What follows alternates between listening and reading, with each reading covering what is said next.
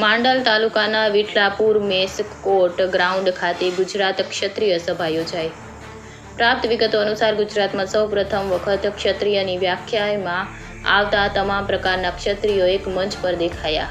પ્રભુ શ્રી રામચંદ્રના અધ્યક્ષ સ્થાને યોજાયો હતો કાર્યક્રમ। ગુજરાત ક્ષત્રિય સભાના પ્રમુખ કરણસિંહ ચાવડા અને નામદાર ઠાકોર સાહેબ ધર્મપાલસિંહજી ઝાલા, કટોસણ સ્ટેટ રાજવી સહિત મોટી સંખ્યામાં ક્ષત્રિય રાજપૂત સમાજના અગ્રણીઓ, યુવાનો અને વડીલો ઉપસ્થિત રહ્યા હતા। જેમાં સૌ પ્રથમ દીપ પ્રાગટ્ય કરી કાર્યક્રમને ખુલ્લો મૂક્યો હતો। જેમાં સૌથી અગત્યની બાબત વિશે વાત કરીએ તો ગુજરાતમાં મોટી ઇન્ડસ્ટ્રીઝમાં 80% લોકોને રોજગારી પૂરી પાડવા માટે સરકારે બાંહેધરી આપી હતી, જેમાં રોજગાર પૂરી પાડી શકી નથી અને હવે આવનાર દિવસોમાં લોકસભાની ચૂંટણીમાં ક્ષત્રિય સમાજને અગ્રતા આપવામાં આવે અને સુખદેવસિંહ ગોગામેડીના હત્યારાઓને કડક સજા આપવામાં આવે તેવી માંગ કરી હતી। જેમાં ગુજરાતમાં 6 કરોડ ગુજરાતીઓમાં 2 કરોડ ક્ષત્રિય સમાજની વસ્તી છે, ત્યારે હવે સરકારે ધ્યાન રાખીને અમુક અંશે સીટો ફાળવવામાં આવે તેવી માંગ કરી હતી। હવે આવનાર 22/1/2024ના રોજ શ્રી રામચંદ્ર ભગવાનની પ્રાણ પ્રતિષ્ઠા મહોત્સવની ઉજવણી દરમિયાન અયોધ્યા નગરીમાં હાજરી આપીને ક્ષત્રિય સમાજની એકતા અને અખંડિતતા કાયમ રહે તેવી માટે પ્રાર્થના કરવામાં આવશે।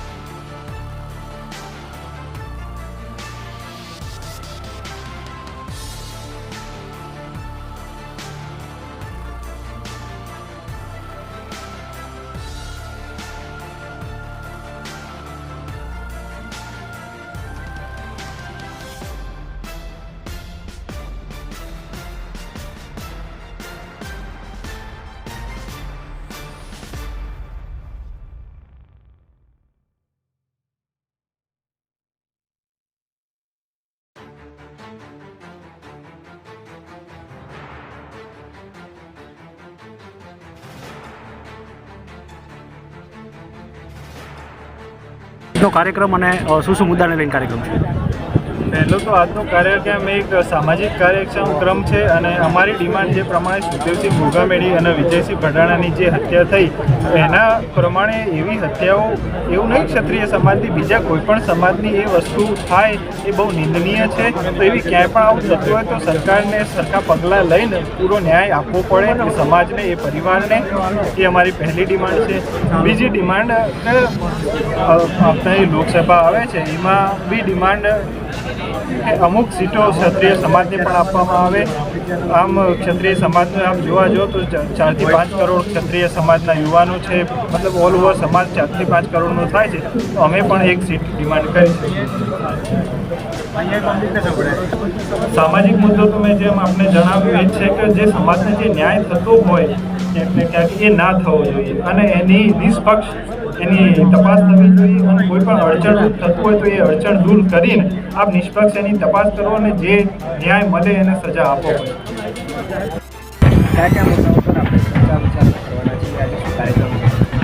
મારું નામ કરણસિંહ ચાવડા, પ્રમુખ ગુજરાત ક્ષત્રિય સભા। આજે ગુજરાત ક્ષત્રિય સભા 44 કટોસણ ક્ષેત્ર રાજપૂત સમાજ, વિરમગામ, માંડલ, બેચરોજ, વઢિયાર, ભીલવાડા, સુસર અને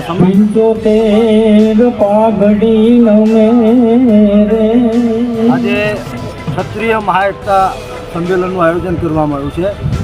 એમાં ક્ષત્રિયની વ્યાખ્યામાં આવતા ગિરાસદાર સમાજ, કારડિયા રાજપૂત સમાજ, નારોદા રાજપૂત સમાજ, દરબાર સમાજ, મોલે સલામ ક્ષત્રિય સમાજ અને ક્ષત્રિયની વ્યાખ્યામાં આવતા તમામ સમાજોને એક નેજા હેઠળ લાવી અને ભગવાન રામચંદ્રજીના અધ્યક્ષ સ્થાને આજનો કાર્યક્રમ યોજવામાં આવ્યો છે। એમાં ક્ષત્રિય સમાજને સ્પષ્ટતા જુદા પ્રશ્નો છે। દાખલા તરીકે રાજકીય ક્ષેત્રે છેલ્લા 1 વર્ષથી જોઈએ તો ક્ષત્રિય સમાજને હાસ્યામાં ધકેલવાનો પ્રયત્ન કરવામાં આવી રહ્યો છે। સામાજિક રીતે જો અમે એ કહીશું તો ક્ષત્રિય સમાજ એનું અનેરું વજૂદ એ આજે ઊભો કરવા જઈ રહ્યો છે। આપ જોશો કે હમણાં આ મેદાનમાં પગ મૂકવાની જગ્યા નહીં હોય અને દરેક રાજકીય પક્ષ અને સરકારને અમે વિનંતી કરવા માગીએ છીએ કે ક્ષત્રિય સમાજ હવે એનું વજૂદ એનું વર્ચસ્વ, એનું અસ્તિત્વ એ આજે ઊભો કરી રહ્યો છે. અને કોઈ પણ પક્ષ કે સરકાર એ ક્ષત્રિય રાજપૂત સમાજની અવગણના કરી શકશે નહીં. સાથે સાથે અનેક મુદ્દાઓ એવા છે કે જેમનું આજે અમે ચિંતન અને મનોમંથન કરવાના છીએ. સ્થાનિક કક્ષાએ આપ જુઓ કે કેટલી બધી કંપનીઓ આવી છે આ વિસ્તારની અંદર. સરકારનો પરિપત્ર છે કે 80% યુવાનોને રોજગારી આપવી જોઈએ, પણ ખરેખર રિયાલિટી ચેક કરતાં એવું અમને લાગ્યું અમારા પ્રવાસ દરમિયાન કે 80% સ્થાનિક યુવાનોને રોજગારી આપવામાં આવતી નથી. ક્ષત્રિય સમાજ આજે ના કેવળ ક્ષત્રિય સમાજની પણ સમગ્ર ક્ષત્રિય સમાજની વિધવા બહેનોને જે 1250 રૂપિયા પેન્શન મળે છે એ નજીવું કહેવાય. એ પેન્શન સરકાર વધારીને 5000 કરે. આવનારી લોકસભાની અંદર ક્ષત્રિય સમાજને 26માંથી 6 બેઠકો મળે. અમે સમગ્ર ગુજરાતના પ્રવાસ દરમિયાન જે ડેટા એકત્રિત કર્યો છે એ મુજબ વિધાનસભામાં ઓછામાં ઓછી 40 બેઠકો એવી છે કે જેમાં કેવળ ને કેવળ ક્ષત્રિય સમાજ, એટલે ક્ષત્રિય સમાજ સંકુચિત નથી. અમે આજે સરવાળો કરવા નીકળ્યા છીએ. અમે લોકશાહીના જે મૂલ્યો છે એ મૂલ્યોનું જતન કરવા માટે અને સાથે સાથે આગામી 22 તારીખે અયોધ્યા ખાતે જે રામ મંદિરમાં રામલલ્લા બિરાજમાન થવાના છે તેના માટે પણ આજે એક આગોતરું આયોજન અમે કરવાના છીએ. સરકારને અમે અભિનંદન પાઠવીએ છીએ કે રામ મંદિર ટ્રસ્ટની અંદર ક્ષત્રિય સમાજના પ્રતિનિધિ તરીકે રાજેન્દ્રસિંહજીને લેવામાં આવ્યા છે. એમ ગુજરાતના પણ અનેક ધર્મસ્થાનો એવા છે, યાત્રાધામો એવા છે. દાખલા તરીકે અંબાજી હોય, બહુચરાજી હોય, દ્વારકા હોય, સોમનાથ હોય, ભાગમેલ હોય. તો આ બધા જે યાત્રાધામો છે એના રક્ષણ માટે ભૂતકાળમાં ઇતિહાસ સાક્ષી છે કે અમારા વડવાઓએ બલિદાન આપ્યા છે, માથા આપ્યા છે અને એમાં અમારું પ્રતિનિધિત્વ નથી. તો એ પ્રતિનિધિત્વને ઊભું કરવા માટે અને અમારે જે વાડાબંધી છે એ અમે આજે મિટાઈ દઈશું.